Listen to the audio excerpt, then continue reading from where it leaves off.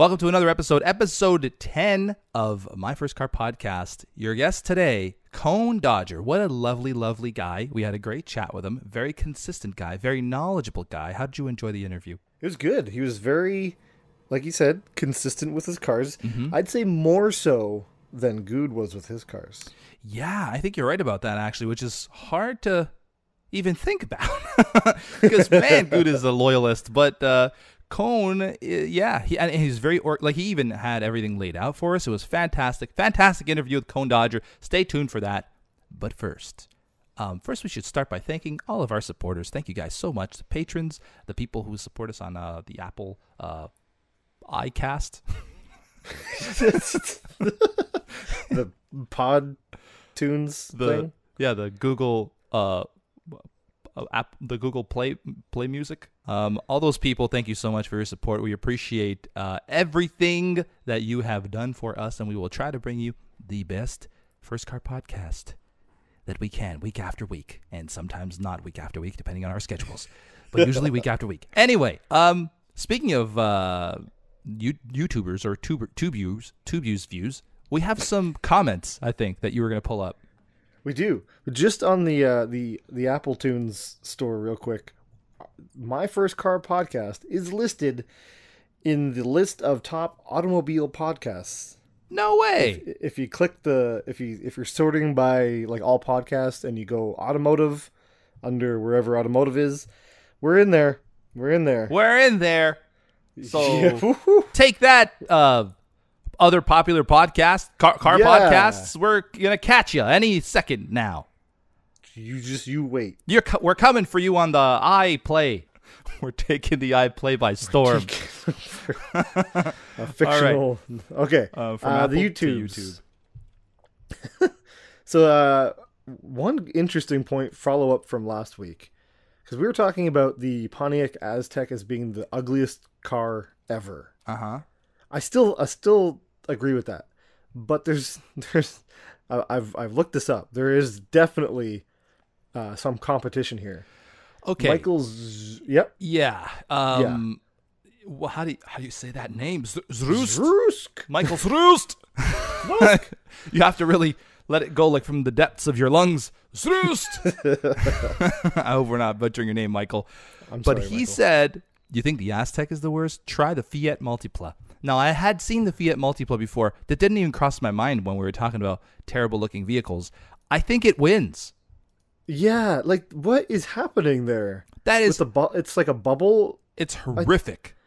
It's like two different cars were combined by accident, and they just kind of kept it. And each half of the vehicle has headlights.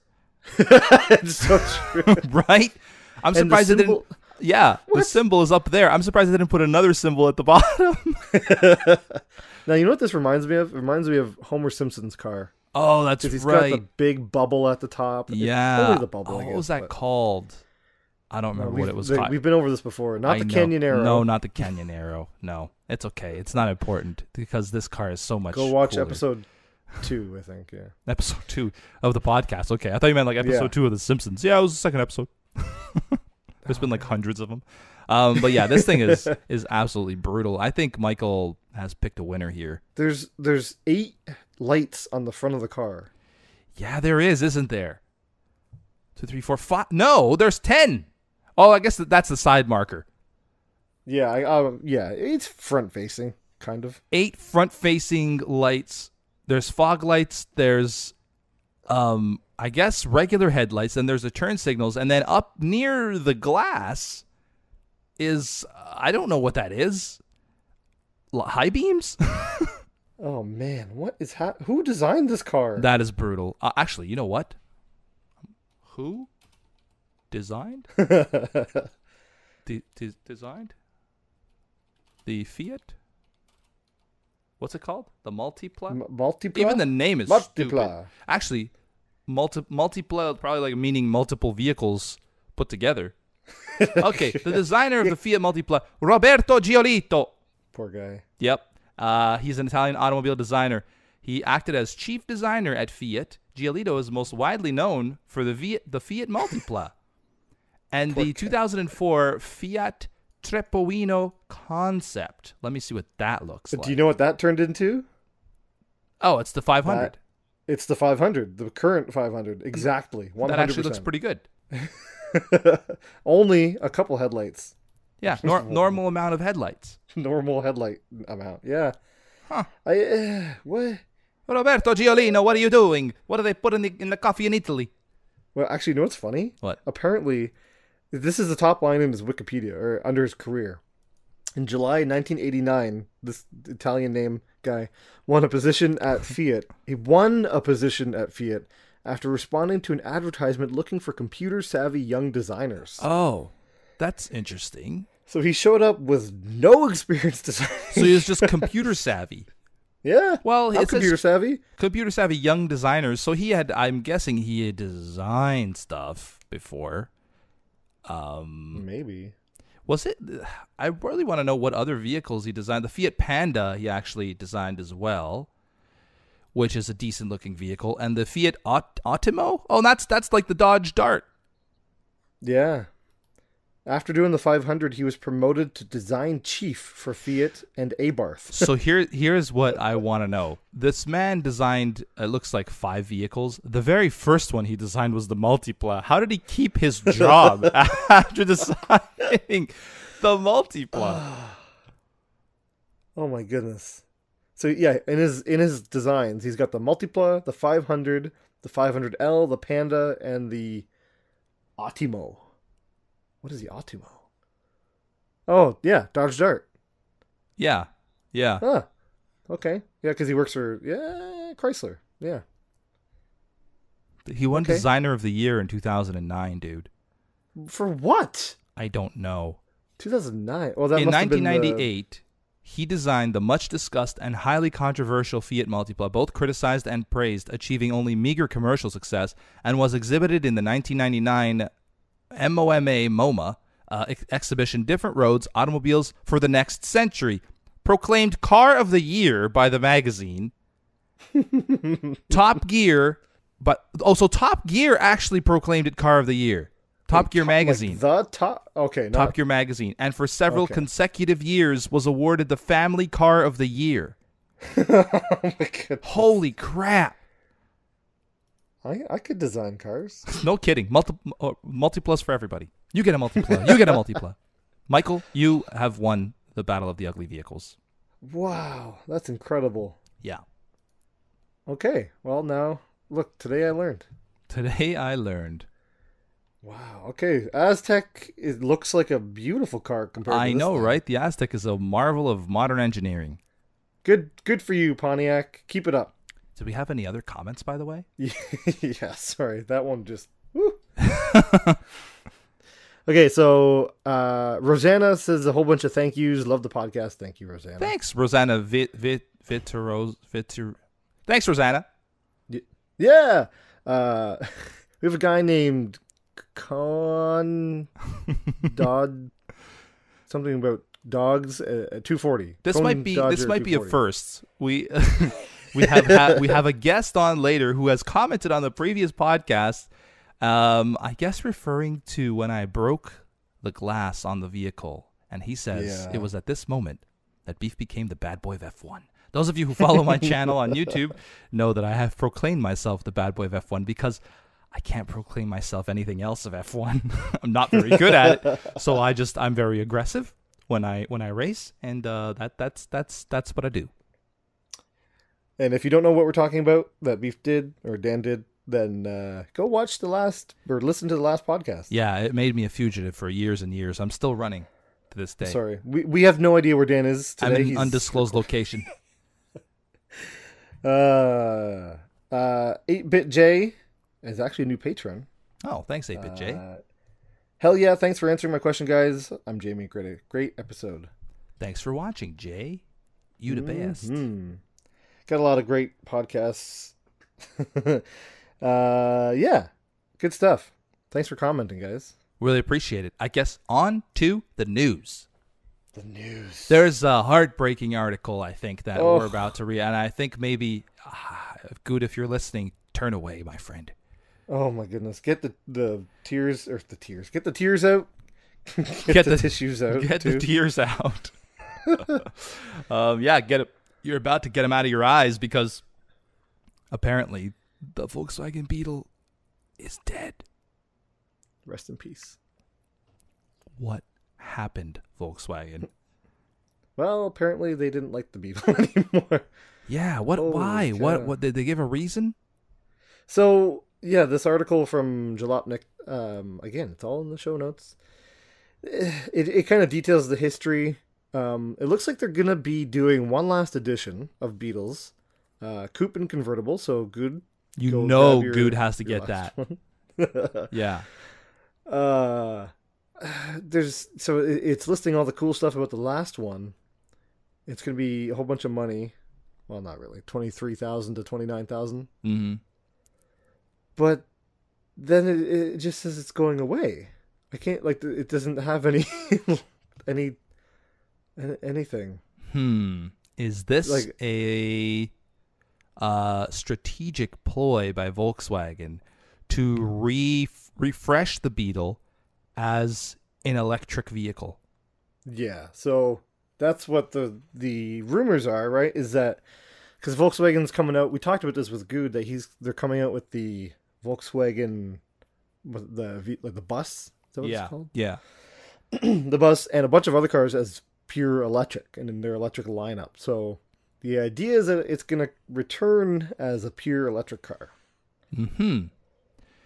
I guess Which it's fits it. Yeah. Yeah, I think I can see that as an electric vehicle. I mean, they've always been ugly, and electric vehicles are super ugly. So, I could definitely see that. I mean, don't tell Good I called it ugly, by the way. Oh, he's gonna be so mad at me. You think my cars are ugly? That's my best Good impression. Exactly like him. Come on, guy. That was perfect, actually. Okay. That's kind of sad. It's kind of sad. It's not sad because, I don't like them personally. I have nothing against them. But it's sad because they're one of the few remaining cars that are actually, unique. Yeah. Everything is starting to look exactly the same, and now we're going to see less of these on the road. And these are actually different than most vehicles. So, I don't know. That's kind of a bummer. Yeah. Well, rest in peace until the next time they bring it back. I'm sure they will eventually. If not within, I'm sure it might not be within the next few years, but it'll happen for sure. This thing is too much of when you think of Volkswagen, you think of the Beetle. Yeah. It's too much of an icon, a Volkswagen classic to die. Mm-hmm. And Good, get your hands on those. Buy one of each. Buy a convertible and a coupe. Yeah, collectors. They're definitely going to be collector's items. The first or the last gas-powered Beetles before they relaunch them as electric vehicles, possibly. Yeah, possibly. We have no idea. But, we have no idea. We have no inside information. In other news, speaking of reviving old classics, the Chevy Blazer is back. Okay. And it looks decent. Wait a minute. What? I think we spent a couple of minutes last episode trash talking Chevrolet, or at least I did. Yeah, you definitely did. So you're saying, because the Blazers, it just reminds me of early 90s, seeing Blazers around. I know some people that still have them. This vehicle does not remind you of early 90s. In fact, it reminds you of modern Lexuses. I don't remember. Let me try to find 2019 Lexus SUV. Oh, yeah. 100%. It's very, is it the UX? The UX looks like a thing that it might be closely related to. Not a big fan of those. Yeah, it's not. It's for a Blazer, it's definitely nice. It doesn't look like a Blazer. It doesn't look like a Chevrolet. Yeah, that's the thing. Is this official? It's looks like that's official, man. Yeah. The 2019 Chevrolet Blazer. Minor variations in the Canadian model, so they'll just strip it and I don't know. It'll make it terrible, even worse. The Lexus NX, I think, is the closest looking thing to that. Interesting. Yeah, the NX for sure. But it's back, so I don't know. Maybe some nostalgia there over there in Chevy. They're bringing back the older vehicles. Next will be the Bronco. Ooh, the Ford Bronco. I like some Broncos. That'd be kind of cool, right? Yeah. A smaller sort of SUV. If you compare this to the old Blazers. Yeah. It looks nothing. I know. That's the not thing. Even It's close. It's basically they're bringing back the name. I wish they would have maybe tried to bring a little bit of the heritage with the new Blazer. I don't know. Maybe there's something that I'm overlooking. If anyone owns a Blazer out there and is watching, and you know about the new Blazer, is there something there that screams Blazer to you, or does it just scream rebadged Lexus to you? Well, like the back window section, that's just Lexus to me. Yeah, no, like the whole vehicle to me looks like really close to a Lexus. I don't think the taillights, but the front grille, the headlights, the back of it. Have you seen the red one? The red one? Oh yeah, the new red Blazer. Okay, yeah, it looks like the gray one, but red. Yeah, it's red. It's red. That means fast. Oh man. It looks pretty cool. I like the black. The black grill looks cool on it, actually. Oh, okay, interesting. Yeah, it looks like a big Lexus. It does. Yeah. But that's weird. It's back, all you Chevy fans. After the bashing that Jeff gave you last episode, I thought maybe we'd bash it some more. We'd bring some Chevy into the limelight here. Yeah, it could be worse, Chevy right? wants to hook us up, then sponsored by Blazer. Sure. Next week we just say positive things about Chevy the whole time. The guest is on. He's talking about his cars. Well, it's no Chevy, but I guess it. But have you seen that Blazer? That Chevrolet makes a great vehicle. Oh man. Wow. Okay. All right. It's time for sightings. Do you want to talk? I guess I'll talk about mine first because I know what mine is. Yeah. I saw one of the. I guess if you're looking for an entry level Ferrari to collect right now, it's the Mondial. It's the Ferrari Mondial. You can have these things for $30,000 to $40,000 used, obviously, because they don't make them anymore. They are mid-engine vehicles, rear-wheel drive, obviously. They are 4-seater vehicles. They make them convertible and coupe. And they're actually really nice cars. I would love to own one of these one day. Maybe when I start my massive collection of Ferraris. Once I get the warehouse. Once I get the warehouse, I'll own a Mondial. Because I've always liked them. I don't know how comfortable they are because they look really, really small. Yeah, like tiny. That's one thing that stood out to me in person. It was small. Like standing beside the car, I felt like I was towering over it. And I felt like if I stuck my arms out, I could almost reach like the front headlights and the rear taillights almost at the same time. But it was a very cool car, very good shape too. The one that I saw it was really nice. What year is this? I'm not sure. I think it was 80s. Let me just check you right now. I haven't definitely 80s. Yeah. Too much about the Mondial. It definitely looks 80s, doesn't it? Yeah. So it's got like the wedge front end. So it's just a big point at the front. Mm-hmm.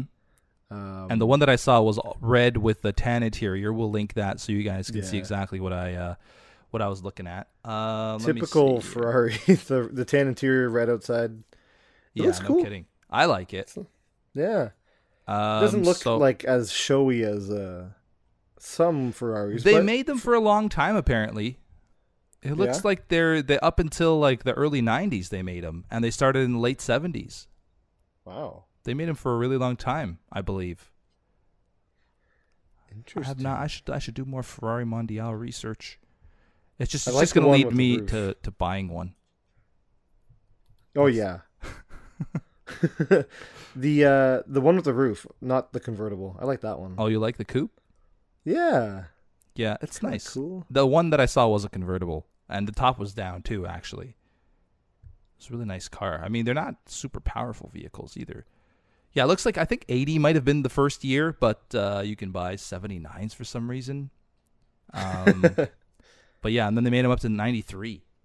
Oh, really? Yeah, some of those 93 ones don't look too bad either. And the ones looking through some of the pictures. So the ones that first came out in the 80s, we got 214 horsepower, I think a little underpowered. Then it went to 235, still the same engine, making the same or more power. And then it bumped up to 270, a 3.2 liter engine, then a 3.4 in the early or late 80s, early 90s at 300 horsepower. For a tiny car like that must have been fun. And that was for the Mondial T. Oh yeah. Good job, cool. Ferrari. Yeah, I'll take one. Yeah, nice little thing. Sure, take two. One Chevy, one Ferrari. Yeah, deal. Our mailing address is... Mail it. It shows up with like a big stamp on it. Just ship it. And to sum up this segment, we love Chevy. Uh-huh. They're great. We love Ferraris. Ferrari's great too. Mm-hmm. You know, it'd be crazy. I would do this podcast from a Ferrari if I got one. From Ferrari. I'd sit in a Corvette. Really? You're going to compare a Corvette to a Ferrari? I like Corvettes. Ugh. All right, let's bring on the guest. Yes, sir. Our guest today is my friend, my fellow racing buddy, fellow YouTuber, Twitch streamer, and overall great guy, ConeDodger240. You can find him at twitch.tv/ConeDodger240 or youtube.com/ConeDodger240. Cone, how are you? I am well. Good. Let's move on to the cars. I'm actually really excited to talk about this. So first of all, he's got the 240 in his name. So you guys, if you guys are fans of vehicles, which I assume you are if you listen to this podcast, you probably can expect some things. It could be a Volvo. It could, a Volvo. He owned all Volvos. After the Good episode, we have ConeDodger owning all Volvos. Can we talk about this presentation for a second? That's what I was going to mention, yeah. So he provided us with an Imager link with like step-by-step, not step-by-step, but like a nice timeline of the vehicles, I guess from newest to oldest. Well, it's second to most recent. That was the second one. The first one's the second one. Yes. Okay, so that's where we'll start. And judging by the first few images, you have had it rough, my friend. That's one way you could put it. I mean, there's some... Okay, I'm not going to scroll all the way down. I'll spoil it for myself. All right, okay. Cone. Let's begin then. Okay. Second car. Ever owned. Was a 1991 Nissan 240SX. That came out of nowhere. Shocking, I know. What? Wow. While we're mentioning 240s, before we get any further down, I don't know if you've ever owned one of these, but my favorite are the S12. Oh, you go through this every time, I know, Beef, and every time my brain explodes. I always forget if it's the S12 or the S13. You really like the S14. The S14? Yes. Wait, the S13 is the one that looks similar but doesn't have the slanted headlights, correct? The S13 is the one that has the pop-up headlights. Oh, okay. The S14 then. The S15 is the one that has like the slanted headlights. The S15 is the one we never got. Right. Wait. Okay. Never mind then. S14. Those are the ones that I enjoy. I can't even remember. You like this. This gets even crazier. You like the S14 Koki. That's right. Yes. The Kooky. That's correct. Because it's delicious. Wow. I may have gone off the deep end with these cars. I'm going to be honest with you. So okay. All right. If I start to like completely nerd out, just like smack me upside the head. No. Okay. Nerd away. Okay. I won't interrupt you anymore. Go ahead. Start. Second car you've ever owned is a black. I might interrupt you. What age were you at the time of the second car, the 240? Second car, I think I would have been 20. Okay. I really like 240s, but you might know that they're all dead. Like, every one of them is beat up and been used up. They're just well-driven. That's one way you could put it. But yeah.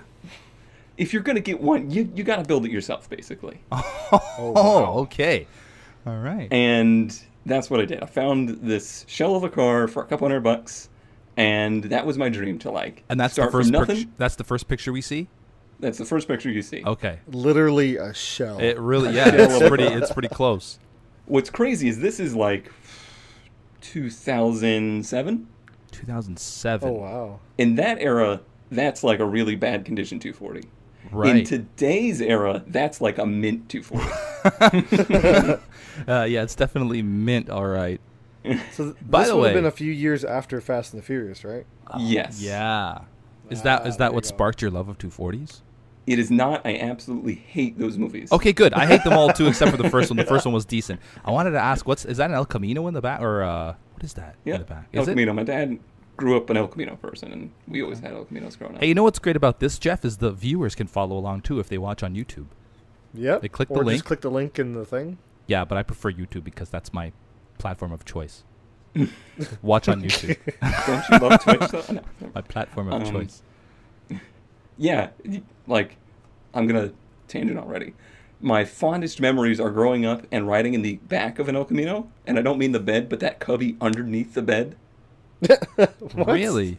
Like, behind the seat, and then under the bed, there's a little cubby back there. And I would ride back there to school. And I can only imagine, like... Was he smuggling you across the border? Where else am I going to sit? There was 3 of us.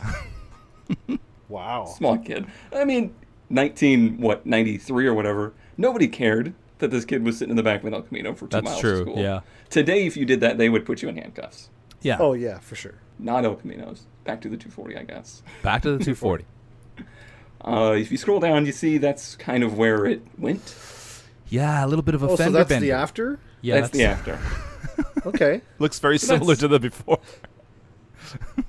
Oh, no, one picture down. Yeah. Are you missing the nice one? Oh, right, the shiny one. Yeah, okay. yeah. All right. So, yeah, I just kind of restored it back to nice I mean, that shape. looks great. You did a great job. And then, I mean, it was very first project car, put it together mostly myself. And then a PT Cruiser made a left turn at a green, thought it was a green arrow. PT Cruisers. Gosh. And it hit hard enough that it actually, like, moved the strut tower back. Okay. Oh, wow. So it was no longer repairable. Like, that car was done. Mm-hmm. I mean, for a young adult that just built their first car, that's kind of traumatizing. How long did you have it? Probably 3 years before its demise. Okay. That's not too bad for a 20-year-old driving around in a 240. I feel like it could have ended a lot sooner. Yeah, and it wasn't even like, it wasn't my own fault, which is probably really rare for a 240. Yeah, exactly. Yeah. The good news is, totaled out the PT Cruiser too. So Okay, good. Took the those one off less the road. PT Cruiser in the world. Indeed. Perfect. Were you able to job. salvage anything from the vehicle, or? It was a very tough thing because the insurance company only wanted to give me $900 for the car Oh, because they were man. like, Oh. it's in 1991, it's not worth anything. Right. But I probably had $3-4 grand in the car. Right. Yeah. So I think I ended up getting like $1,500, and then you had to buy back the car. Oh. So maybe $900 Okay. for what was left of it. Right. And yeah, was that. I mean, it looks like there's probably a ton of still usable parts on this thing. Yep. I mean, they're all of these cars are basically like jelly bean cars, so you could just pluck pieces off of them and put them on anything. That's a shame. It ended. It was a shame. And then you went from that to what? So the third car. At this point, I was in college, and I needed something to commute. So I decided to get something a lot more sensible and reliable. So you got? A 1992 Nissan 240SX. Beautiful. But this time, I got one that was really mint. Like, it was very original. It looks really good. You went from black to white. I did. Are those the exact same wheels? You mentioned the parts. Aha. A lot of the parts from the other car made it to this one. Okay. That one, it's an SE, so it was kind of the nice one. But, I mean, it was just your normal car. And I drove it like a normal car. It had 150,000 miles on it when I got it. And when I sold it, it had over 250,000 miles. Wow. Nice. How long did you have that one for? I don't know the exact time, but probably 5 years. So you put 100,000 miles and 20,000 miles a year. Driving 500 miles a week to school. Wow. Holy crap. Yep. That is a dedicated student right there. Yeah. Driving 500 miles in Florida in a 1992 Nissan 240SX with no AC. Of course. Well, hopefully the windows were down. Hopefully you didn't catch too much traffic and the windows were down the whole way. It was awful, but I mean, it's just a cool car. They're just so fun to drive slowly. Mm-hmm. The experience changes when you get quicker. Well, it's just, if you know anything about them, the American S13 is not a fast car. No matter what high school kids are going to tell you, they're slow. Yeah. But like a Miata, they're just fun to drive. If you drive them like a normal human being, it's just fun. Yeah. Mm-hmm. Those S14s, though, those things are beasts, right? Okay, let's move on. They're exactly the same performance. S25s are good. The S25s. So, 5 years with that one, 100,000 miles, drove it like a granny, but you loved every minute. Mm-hmm. And then? So, while owning that white one, I needed one that was my own again. Okay, but Like, that one, when what you do you buy mean? a That one car- wasn't your own, or you needed one to, like, toy with? Well, you know, if you just buy a car and you drive it, it's not your car, in my opinion. Oh, wow. I own 0 vehicles. It's your transportation, but it's not your car. Right, okay, I got you. So the itch hit, and talked to this guy, because when you drive cars like this, you just meet everybody in the town that has one, because they want to talk to you and buy your car. So this guy told me, hey, come to this warehouse. Getting off to a good start. Pick whichever car you want out of there.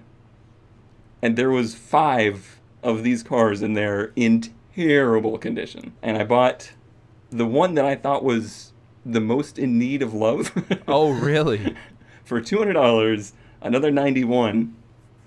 But this one was kind of special because it was a 91 Hikes car, which means it was a 4-wheel steering car.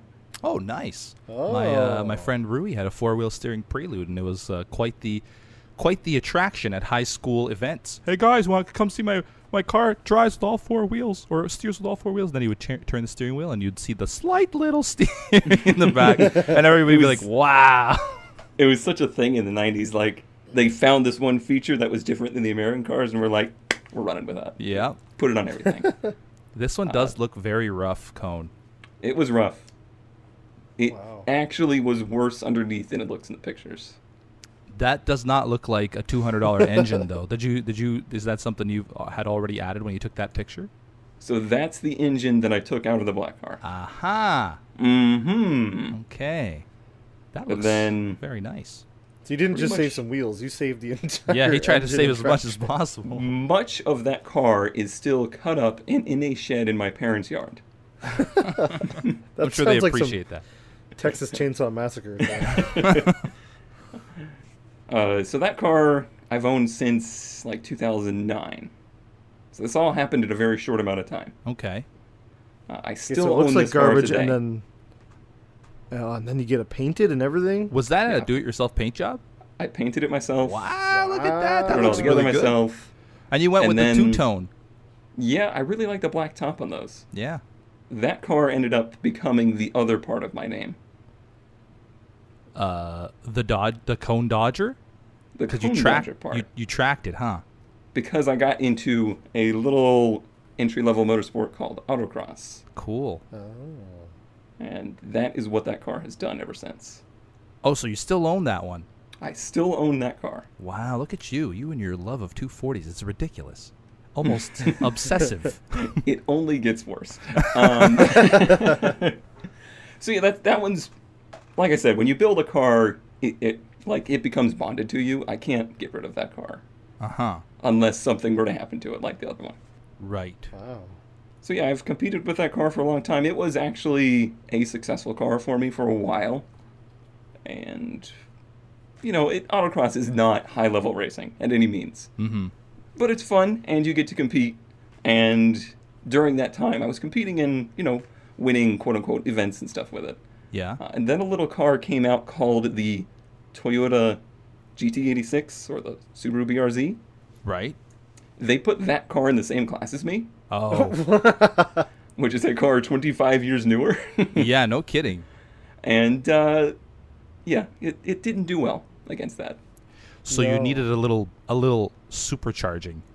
So, that car now is being built as a street mod car. So it's like it was a basically stock car, but now it's street mod. Mm-hmm. And with that, I put on a supercharger to the stock engine. It is Okay. one of only known, like, 4 or 5 supercharged cars here.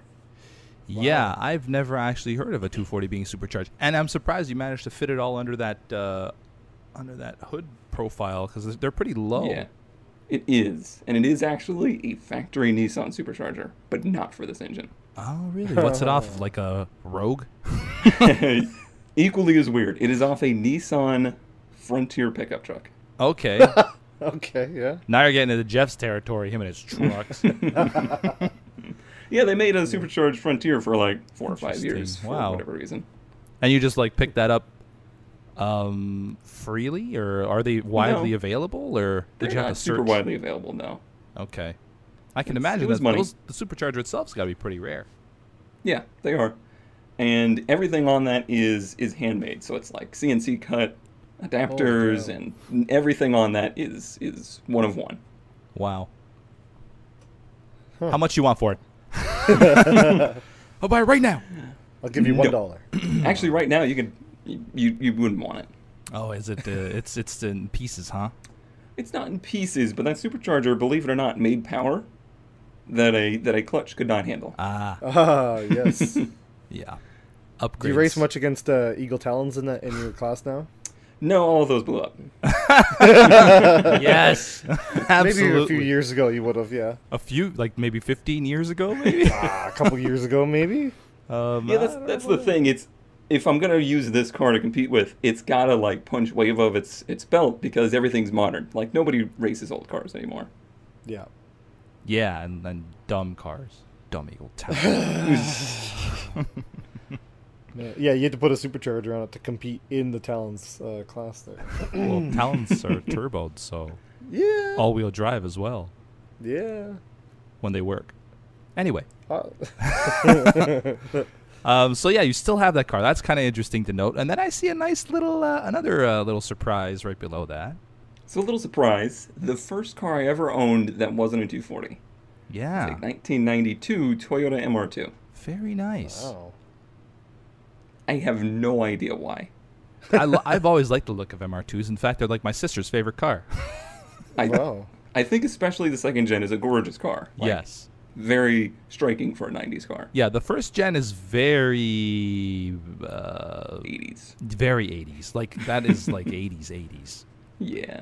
Which one has the roof scoop that comes around the side? That's this one, I think, right? Yeah, a lot of people do that in this generation. Yeah.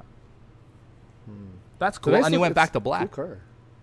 Did go back to black. I mean, all of this is like searching Craigslist and going, oh, that looks cool.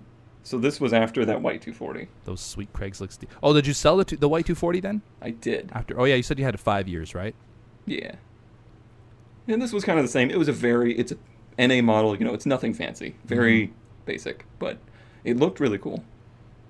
It does. It looks really good actually, and that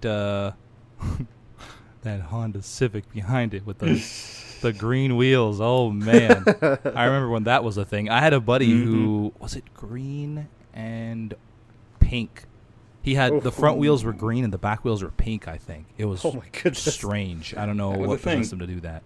I think it was green and pink. One of them was definitely green, and then the other one was a color that was completely different. Never been a fan of the colored wheels. I really like white wheels though. Yeah. Yeah. I'm with you on that one. The white wheels look good. I had white wheels on my STI. It was really nice. World Rally Blue with the white wheels. Oh. That's a good combo. I had the white wheels on my Talon. Midnight Blue with the white wheels. Well, it's probably the best thing on the Talon. The only wheels, I can't understand why people have black wheels. I have black wheels on my Jag. I want black wheels. The Jag's red. It's like you paid a lot of money for your wheels, and then you hid them. Yeah, it's all about, being on the down low, on the DL. Well, then get a set of Steelies. Actually, I've seen, I don't know what the trends are like down there, but I've seen guys with Steelies here. They're like deep dish Steelies, and it actually looks really good. Deep dish. Yeah, have you not seen that? I have. Yeah, I think they're taking them off weird. like trucks or something, and they're modifying to fit their like little Honda Civics and stuff. How's the Stance Nation out there where you are, Cone? Because over here it's getting ridiculous. It has been ridiculous. Yeah. And I feel like people are starting to get tired of it now. Okay. I think that's the same here, but you still see stupid stanced out cars. Like the wheels are like a 10, 15 degree angle. The inside of the tire is all worn out. And it's got to be hella flush. Cool. Yeah, exactly. Hella flush. Yeah. Hella flush. I mean, I like a nice wheel or an upgrade and stuff like that, but why? You're making your car worse. Yeah, you are. Yep. I don't understand. Yep. And then the deep dish wheels on the front wheel drive vehicles. Like the rear wheels are like super deep dish, and the front wheels are like really thin and narrow. Anyway, I could go on. Kids these days. Days. Seriously. Ugh. Okay. So the MR2. MR2 looked really good. How long did you have that one? About 2 years. Well, that's it, huh? Oh. I like to keep them moving. You got kind of sick. You got to explore the world, Beef. Which is why the next car I had was... Oh, baby, another 240. A Nissan 240 SX. But this was the S14. This is an S14, but not the one you like. Right. I still like these, but I like okay. the Kookies better. Yeah. This is a Zenki. Mm-hmm. That's what I was going to say. 495. Yeah. Bless you. That was another project one. Didn't have it for terribly long. It was kind of like a on-board thing. Mm-hmm. So I just wanted to build it. So I did. Oh, you did? Is that the finished product? Yeah, it's pretty much where I sold it. It was like it needed a motor and stuff like that. So kind of just a flip. Yeah. And once I flipped that, not like flipped it, because if I flipped a 240, we wouldn't be having this conversation. Mm-hmm. I decided that I wanted to keep the unique thing, so I bought the most 80s car possible with the first gen MR2. The first gen MR2. Look at that interior. Isn't it just 80s? There are so many straight angles. I'm surprised the wheel isn't square. Isn't it weird how the MR2 went from this to the second gen? Yeah. Has there ever been a bigger transition? Right? Yeah, you're right about that. I never really noticed that. That is quite the drastic change. Reminds me of the Fiero. Oh gosh. Yeah, it was a Fiero that actually ran. Yeah. Yeah. It's a working Fiero. Wow. Those are probably still fun to drive, like those small light cars. Probably one of the most fun cars I've ever had. Yeah. It's super light. It revs to the moon. And yeah, it's manual steering, manual everything. It's just fun. Those are mid-engine, right? Yeah. The window cranks are awesome. Yeah, the cutouts of the window cranks. Yeah. Oh yeah, look at that. That's an interesting interior. Wow. It was neat. Is the roof like a tan color, or like the roof of the interior? Yeah. And the seats are black and gray. When the seats are, it's like a black and blue. Blue interiors were big in the 80s. Very nice. Yeah, just that was another one of those like, hey, these look fun. I want to own one for a little while. Mm-hmm. So I did. Good for you. And then I became an adult. Oh no! Yeah. I wish I hadn't scrolled down. I just did too. So at some point I decided that rather than owning super old cars that, old cars are old cars. They always have problems. I got my first car loan for a 2007 Pontiac Solstice. Oof. Yeah, but you sure did, huh? It was the GXP. Oh, okay. So you got a little bit of the upgraded model. So the GXP is actually a pretty stout car, but it's wrapped in a terrible wrapper. Yeah. Is that the exact same as the Saturn Vue? Saturn Sky. Saturn Sky, that's it. I really wanted a Sky because they look cool, but because they look cool, they cost more. Oh. But they're like pretty much the same underneath, aren't they? Same exact car. Yeah. How are those companies doing today? They're dead. And this So is what was kind cool of about this car? Yeah. It was light. It's like a Miata.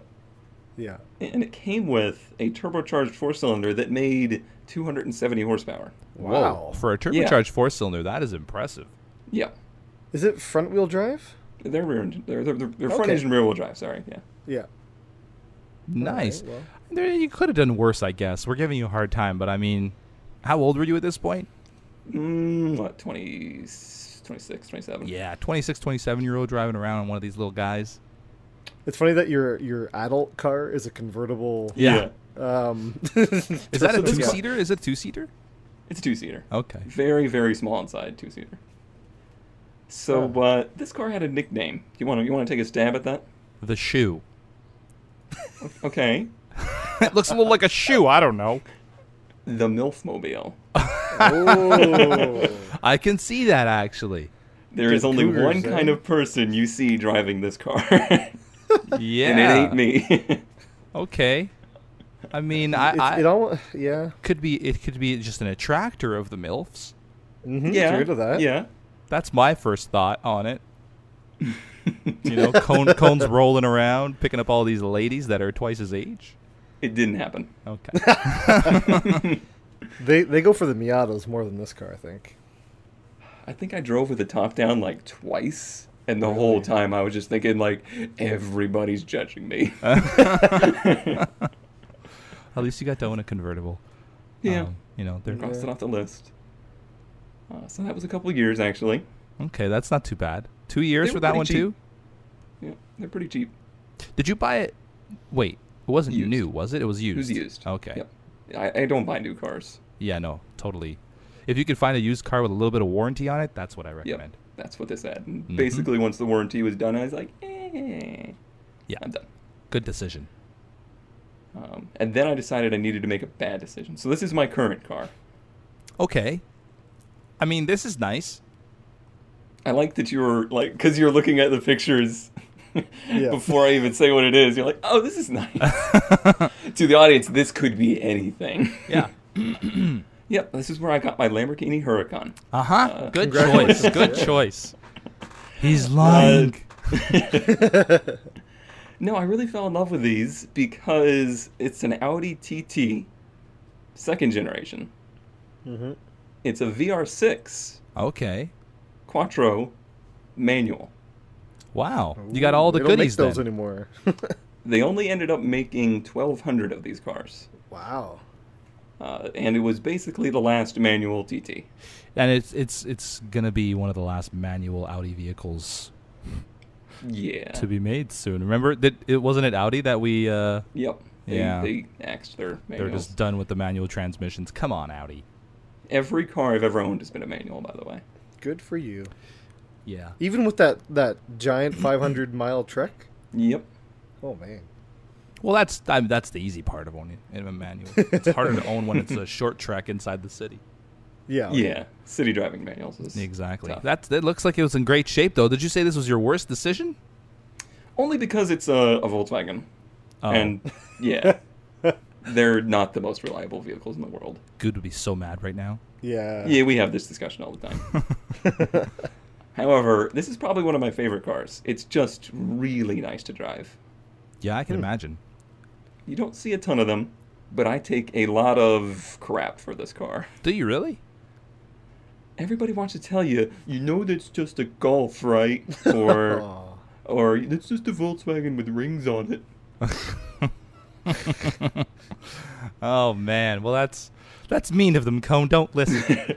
However, the car I really wanted was a Golf, but they don't make them in manuals. Oh man, have you done anything to this car? Nope, this one's stock. I mean, I did a little exhaust work to it, but that's it. Oh, okay. So it sounds like a meaner Golf. You put It's hole in a the muffler? mean Golf. So currently, you own this one and the red one? Yep. Okay. The red one being the other 240, the 91. Right. Okay. So is it time? Because my slideshow says spoilers down below. I know, yeah. The slideshow is indicating that there are spoilers below. I think it's time to reveal the very first car. Take it away, ConeDodger. My very first car. I wanted it all through high school. Like, I was so set on this that I was driving my parents crazy. You guys are going to be blown away by this. Oh my goodness, It's this insane. is a shocker. It is totally different. I had actually saved up money through all of high school to buy this car. Mm-hmm. My parents tried to give me, for free, a 2003 Chevrolet Cavalier.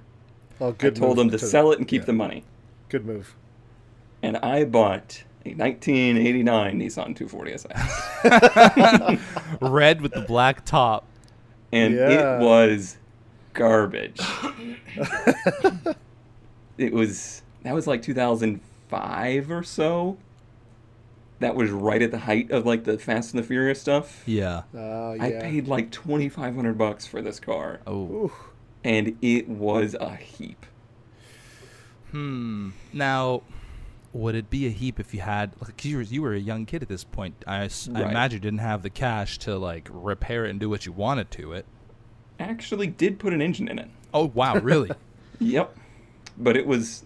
The first year ones weren't quite as nice. They were even slower, basically, than the second year ones. This is a shocker.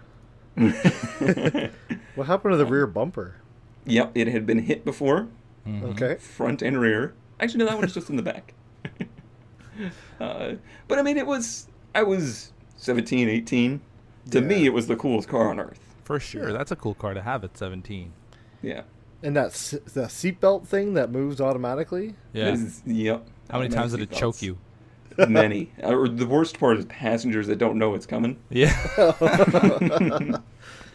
Wow. A sunroof car, too?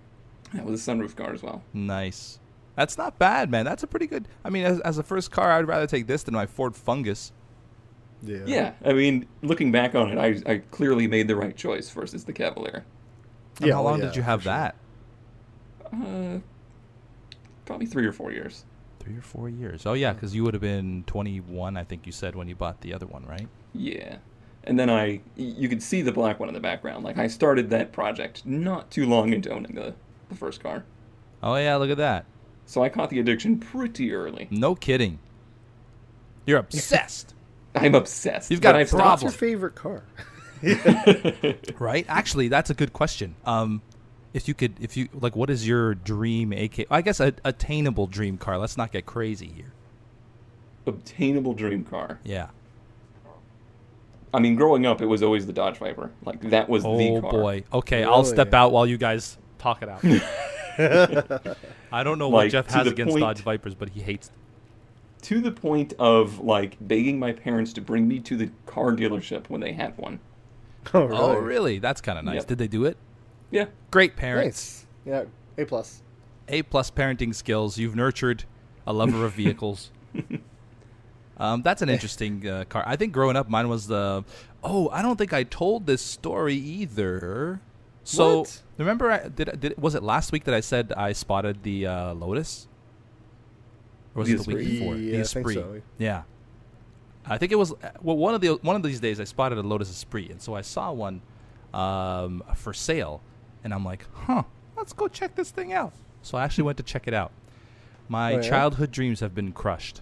Oh, no. Growing up, I was always like the guy, because I wanted to be different. I was special. Everybody loved like Lamborghinis, and I still love Lamborghinis and Ferraris. Like the Testarossa was like a really close second, but I love the Esprit. And so I went to see an early 80s Esprit, and I got in it, and I did not fit at all. Oh, no. At all. Like it's not even like I could drive uncomfortably. No, there was no having it. My neck was twisted downwards from like the low roof height, and my feet could barely fit, or my legs, I mean, could barely fit under the steering wheel. It is the smallest, and I should have known when the guy who hopped out of the car, he's like, "Oh yeah, so you wanna hop inside?" And he's like 5'6", 110 pounds. And I'm like, okay. So I get in there. I'm like, does the seat go further back? He's like, I don't know. You should just give it a shot. And then we like push the seat all the way back. I couldn't fit in it. I'm just so sad to know that I'll never be able to drive one of those things. Now you know how Shaquille O'Neal feels. Yeah. That was my Yeah. Shaq moment. Yep. So yeah, and I only say that because I know the Viper also is pretty small inside. Yeah. Probably not that small. Probably not that small. Well, no, I know it's not that small. I've been in a Viper before, and it's drivable. It's just a little uncomfortable. But that I couldn't even drive that thing. Dream is. Can you get a crushed. Lotus convertible? I could turn one into a convertible. Don't know that Yeah, they made an there you Esprit convertible. Just cut like a hole. Just a hole. I don't need to cut a like little just like a head hole. I was going to say, I don't know if that'd be safe, but you're driving a Lotus Esprit. That's Yeah, not there safe. you go. Yeah. You're liable to explode at any moment. Yeah. Mm-hmm. That's good. Wow. That's good. Do you miss any of them? Do you regret getting rid of any of them? I really regret getting rid of the black MR2. Oh, I was just gonna say, out of all the yeah. cars you have, I probably would have picked that one to keep. Yeah. Mainly because they've shot up in value since then. I know, right? But it was just a really nice car to drive, too. T-tops. How often did you drive It was it with the everything. T-tops out? Pretty often. Nice. Because they actually had cubbies for the T-tops. Like, it was just easy. Oh, sweet. Oh, nice. Yeah. They leaked, of course. If you're ever buying a T-top car and somebody tells you that they don't leak, Just walk away because they're liars. Yeah, no, I've heard the stories. My cousin was really into T-tops, and leak all the time. Yep. Luckily, it doesn't rain in Florida. Like, it's always sunny here. Cool. I like that. It's good history. Yeah, pretty consistent, I would say. Yeah. And not just brand-wise, like even vehicle type-wise. Like everything's been 2 doors. Everything's been, quick. The most practical vehicle ever owned is an Audi TT. That's yeah, exactly. How do you carry people around? You just don't have friends. Yeah. Okay. It's bring your own car day at Cone's place. Yeah. We're all gonna go out for some coffee and something. All right, let's hop into your TT. Only one. Yeah. That was actually the worst. That was the worst part about owning the Eagle Talon was anytime we'd go out for lunch at high school, I'm like, you guys gotta go in a different car. Yeah. There's no room. Oh, we did it. We put 5 people in a 240. Oh, goodness. Yeah. I mean, if they're small enough. I don't know how they make them down there in Florida. I think but stupid enough is probably the... Yeah, exactly. There's only 4 seatbelts in there, right? Yeah. Oh, yeah, so one person's definitely dying. Yep. Great car history, ConeDodger. Yeah, thank you for sharing that. I am especially impressed with that. I mean, it's not exactly a close-up shot, but that paint looks really good. that do-it-yourself paint booth you got going on over there. I mean, it was okay. It's a 5-footer, as they say in the industry. Well, 5 feet is better than 10 feet. Yeah. Have you ever had any desire to get like a more modern Nissan? Because it looks like you've only ever had the 240s, and then it's onto like an Audi and everything else. Nissan died in 1995 to me. I was going to ask you what you think of the GTRs. Yeah. Yeah, they're neat. I just don't... A, they're not manuals. That's right. Okay. Yeah. And B, I don't like cars that you can't have fun with without being in handcuffs. I like cars that you can actually like push to their maximum and still be at the speed limit. Pretty sure you're not going to be in jail tonight. Right. I've always thought that the GTRs just don't do it for me style-wise either. They're just odd they didn't looking. Carry any of the lineage. Like, it doesn't look anything like a Skyline. No, it doesn't. And that's the R34. How do you feel about the 370s? Yeah, I don't know. They're so bloated. They're like so much car for how little car they are. And they're getting really heavy now too. Heavy, expensive. Like $50,000 for that doesn't seem like it's worth it. Yeah, and he's talking 50,000 American. Yeah. 400 grand Canadian. At least. Yeah. Well, I mean, maybe one day you'll find more modern. Maybe you don't want to. I don't know. I guess your Audi's pretty... what year's the Audi? It's a... Oh, wait. It's modern enough. It's 10 years modern enough. Hey, it looks really good for a 10-year-old car, by the way. Like, the design actually held up well. It doesn't look dated or anything. Yeah. I really love... A couple years later, they made a TTRS. Mm-hmm. And it has the 5-cylinder in it. Are they just adding, like, random letters now to the name of every vehicle they make? The TTRS, then there's the TTRQ. RQ? TTRS, LGBTQ, RS is kind of okay. Top of the line Audi, I think. Top of the line Audi? Yeah. Those are a bit too expensive, though. What about the R8? I guess I have not lofty goals. Okay. But you like them? Yeah, they're nice. Okay. I just don't know if I could ever see myself driving one. Yeah. Okay. Well, it's no 240, that's for sure. Yeah. No. Thanks so much for joining us, Cone. Thanks for having me. If you'd like to hear more about Cone's adventures in auto racing, he does a lot of simulated racing. And do you still have your actual IRL channel? I do not. I merged that with the main stuff, though. Okay, so there's some videos on there that you can check out. I do wrench in and stuff like that. Exactly. YouTube.com/ConeDodger240, or check him out when he streams, twitch.tv/ConeDodger240. Very consistent name, very consistent car history, very consistent guy. Yep. You're welcome. Thanks for joining us, and we'll see you, I guess, in the next podcast. I guess. Or after to close the podcast out. I don't think you'll see me. No. Just we won't see you. Just everybody buy a 240. That's closing statement. Everyone buy a 240. Save a 240. Hashtag save a 240. Yes. keep them on the roads. Trending. All right. Thanks, Cone. That's it for the show. Thank you so much, ConeDodger, for joining us. Thank you guys for joining us and listening to us babble on about car-related stuff. And we'd like to thank all of our supporters who have contributed to our success week after week. And we really appreciate it. Let's get us to number 1 on the car list of iPlay's Apple thing. The Apple Play Store. Apple Play Store, number 1 car guys. We are number 1. We are number 1 car guys Apple Store Play thing. Let's get us there. Yeah. And we really appreciate you guys. So in order to do that, we need more ratings, likes, favorites. Yeah, likes, favorites, comments. Comments are good. Downloads are good. All that good stuff. Leave your comments. And by the way, if you want us to maybe answer a question or just make a comment on the YouTube channel, because I think that's the only platform where you can comment, right? Reddit as well, yeah. But I mean, like directly in response to the video. That's probably the only one. So yeah, you can leave a comment in the YouTube, in the YouTube video, the channel thing. I don't know why I'm not describing things well today, but leave a comment there, and we read them, and maybe even read one on the podcast, like we did today. It's all about interaction and audience engagement. Speaking of interaction and audience engagement. Our new patrons, we got a couple of new patrons, and they've already jumped into the Discord, and we're sharing pictures of... Chatting with us. Yeah, I saw a couple sightings in the Discord the other day.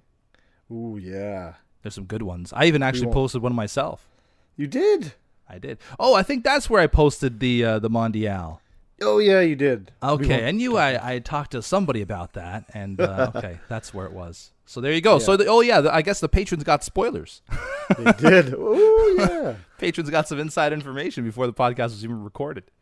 So if you want that inside edge to the podcast, Patreon is the way to go. Mm-hmm. Mm-hmm. Speaking of going... What's the rest of the links? Oh. Yeah, I had a perfect transition there. Speaking of going, I was going to say, we got to go. That would have been amazing. That would have propelled us to number 1 on the list of car stuff for iPlay's Apple stuff. I'll just edit this whole part out. Okay. The other links. Hold on. Speaking of going. No, we have to talk about the other links, man. It's important. Okay. It's important. What's the website? myfirstcar.net. What's the Twitter? Twitter is /firstcarpodcast. The YouTube.